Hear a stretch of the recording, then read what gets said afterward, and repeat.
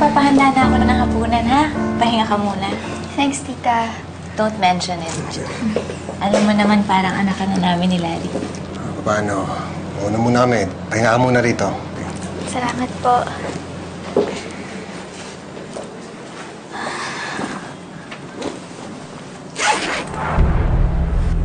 Normal ka na talaga, Ana. Dahil di ko rin naman mapipigilan ang pagbalik mo. Sige, balik din tayo sa dati. Di na rin masamang magnanay-nanayan sa'yo dahil hindi ka na taong aso. Itutuloy ko ang dating plano. Mamumuhay talaga tayo na para mag-ina. And soon enough, alam ko magiging isang pamilya na tayo ni Larry. Ako na talaga ang papalit kay Evelyn sa pagiging Mrs. Medrano.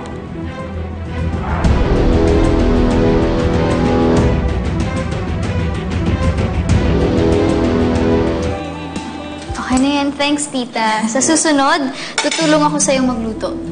Okay. Marunong ka na? Yes, tito. Tinuruan po ako ni Nanay Dolores sa US. Ba? Angela, may lakad ka ba mamaya? May site visit kami ni Tita Margaret mo dun sa isang project namin eh. Baka bumalik yung interest mo. Han, baka hindi pa siya ready. Kung si Calvin ang iniisip mo, hindi siya nakaschedule mag-site visit ngayon. Kaya wala kang dahilan mag-alangan. Sige po, tito. Sasama po ako. That's good. Siya nga pala. May binili ko para sa'yo.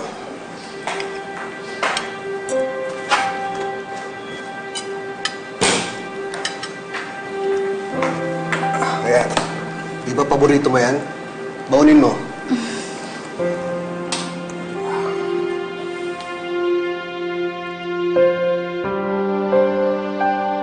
Angela! Ang dami kong chocolates para sa'yo! Wow!